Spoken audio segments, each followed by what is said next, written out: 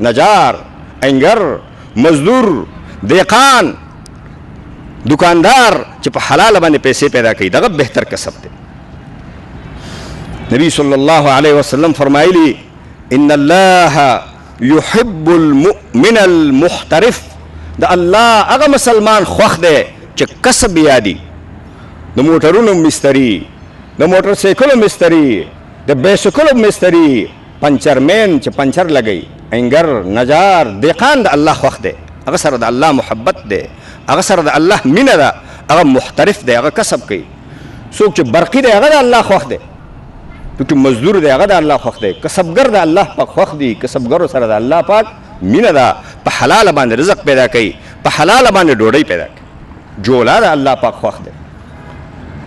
انګریزان چې کله دې دنیا متنونو ته راغلل دلته به خلکو جولایي کوله، ټوټې به خلکو جوړولې، هغه به خلکو اغوستې دې دپاره چې د انګریزانو کارخانې وچلیږي. د مسلمانانو په ذهن کې دا کېنول چې جولا ښه نه دی، جولا د الله دوست دی، خو ټوټه جوړوي، کپړه جوړوي، ستر جوړوي، انسان ته د ستر او د پردې اسباب او سامان جوړوي.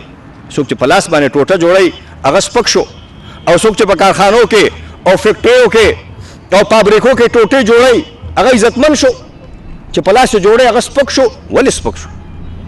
ولې سپک شو؟ دا سازش دی، اسلام دا نه وایي. نبی صلی الله علیه وسلم فرمایلی ان الله يحب المؤمن المحترف، الله کسبګر مؤمن د الله پاک خوښ دی، چې کوم جایز کسب کوي، حلال کسب کوي، حلال تجارت او کار کوي، هغه د الله خوښ دی.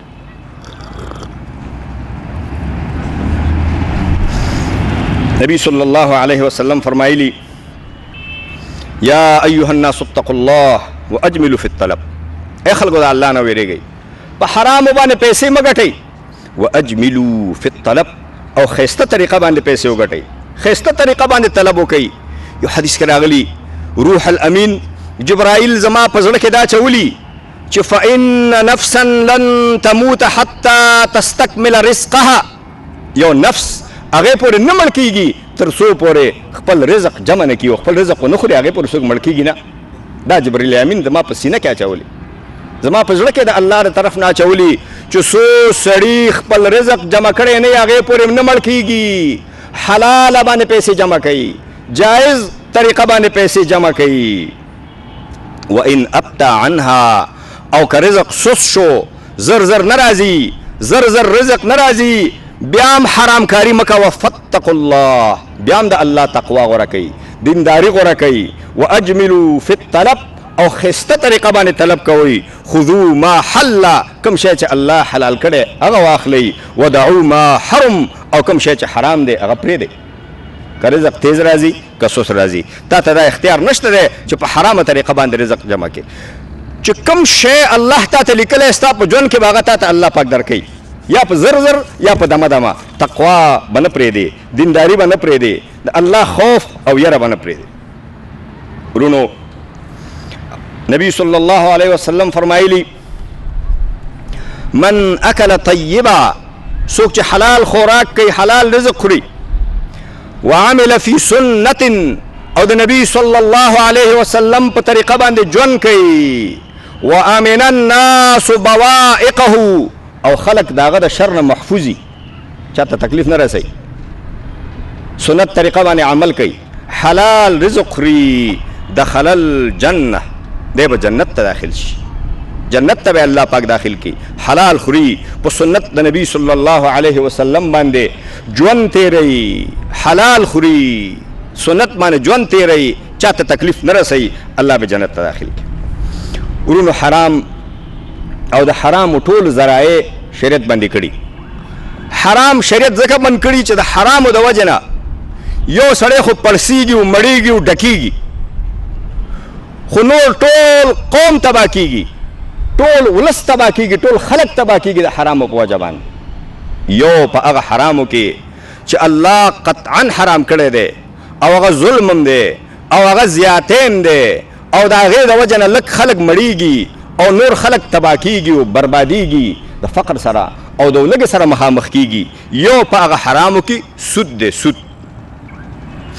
نبی صلی الله علیه وسلم فرمایلی ابن مسعود وی لعن رسول الله آکل الربا ومؤکله وشاهدیه وکاتبه.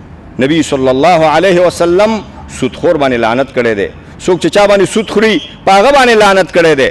څوک چې د سود په معامله کې گواهی کوي په هغه باندې نبی صلی الله علیه وسلم لعنت کړی دی.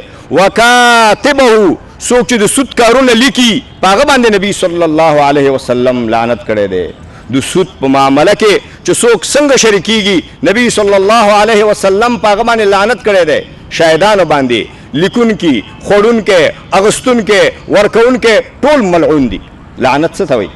لعنت دې ته وایي چې پیغمبر ویلي دي خدایا ته د خپل رحمت نه لرې کې، خدایا ته پې رحم ونه کې، خدایا ته ملعون کې، خدایا د خپل رحمت نه لرې کې. سودخور باره کې ویلي. نبی صلی الله علیه وسلم فرمایلی اتیت لیلة اسری بی چې کومه شپه زه معراج ته ورسولم، معراج ته وخېږولم، نو اتیت لیلة اسری بی علی قوم، جبرائیل علیہ السلام یو قوم ته راوستم چې د هغوی خېټې د کوټو غوندې غټې غټې خېټې وې او په خېټو کې دننه ماران ګرځېدل او ماران د بار نه، د خارج نه، د ظاهر نه معلومېدل. ما ویلې چې من هؤلاء یا جبریل، ای جبرائیله دا لا څوک دي، دا څوک دي؟ نو جبرائیل علیہ السلام فرمایل هؤلاء اکلة الربا، دا سودخواره دي. د سودخورو خېټې په دوزخ کې به الله پاک د کوټو قدر غټي کی او د سود مال نه به الله پاک ماران جوړ کی او دا ماران به دوزخ کې په خېټو کې ګرځي او خلک به ویني. خلک به ویني ځکه چې دنیا کې نه مړېدل، په حلاله نه مړېدل، په جایزه نه مړېدل، په حلال مال نه مړېدل او خېټو کې اچول. نو الله رب العالمین به آخرت کې د هغې تمثیل وکړي، همغه شکل کې به یې کړي چې د دې خېټې د کوټو غوندې وې ډکېدې نه. نو الله به د کوټو غوندې خېټې ورته ورکړي. بل حدیث دی نبی صلی الله علیه وسلم فرمایلی الربا 70 بابا، د سود 80 درجې ګناه ده. د سود 80 ګناهونه دي. ایسرها ان ينكح الرجل امه، د سود لږه نه لږه ګناه دا ده لکه سړی چې خپلې مور سره نکاح وکړي، لکه سړی چې خپلې مور سره زنا کوي، دا د سود لږه نه لږه ګناه ده.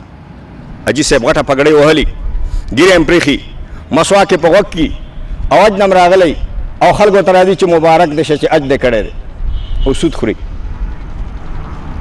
په سود باندې پیسې جمع کړي، په هغې باندې حج کړي. دا حج کېږي؟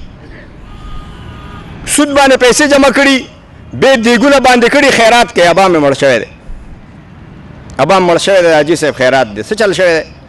حاجي صاحب خو سود خوري، حرام خوري، مور سره زنا کوي. چې مور سره زنا کوي نو بیا خیرات څه کوي؟ چې مور سره زنا کوي نو بیا حج څه کوي؟ دا خو بد عمل دی، خراب عمل دی. سود هغه عمل دی چې ټولو ګناهونو نه دونه منع قرآن کې سخته نه ده راغلې لکه سود باره کې چې راغلی. ځکه چې سود باره کې ویلي دي یعنې منع خو د ټولو ګناهونو نه راغلی چې مې کوئ. خو سود باره کې الله پاک دا ویلي چې فإن لم تفعلوا فأذنوا بحرب من الله ورسوله، که تاسو سود نه پرېږدئ او خامخا سود خورئ، فأذنوا بحرب من الله ورسوله، د الله او د الله د پیغمبر جنگ ته تیار شي. او سودخور باره کې الله ویلي دی به همیشه په جهنم کې پروت. حدیث کې راغلی نبی صلی الله علیه وسلم فرمایلی الله به سودخورو ته د آخرت په ورځ باندې ووایي خپلې اسلحې راواخلئ، راځئ ما سره جنګ وکئ. د آخرت په سخت میدان کې چې خلک به د الله رحمت ته منتظري، خلک به د الله مهربانۍ ته منتظري، خلک به د الله فضل ته منتظري. الله به سودخواره چیلنج کی، سودخورو ته به الله پاک ووایي راواخلئ خپلې اسلحې ما سره جنګ وکئ، جنګ ته تیار شئ، خپل اسلحې واخلئ، ما تاسو سره جنګ اعلان کړی و، راځئ جنګ را سره وکئ. اوس څومره بد عمل دی. یو حدیث کې راغلی چې عبدالله ابن ابي اوفا یو صحابي دی، الله ډېر زیات عمر ورته ورکړی، په ټولو صحابو کې ډېر عمر الله ورکړ. دی خبر شو چې په یو بازار کې صرافان او زرګران سود کوي.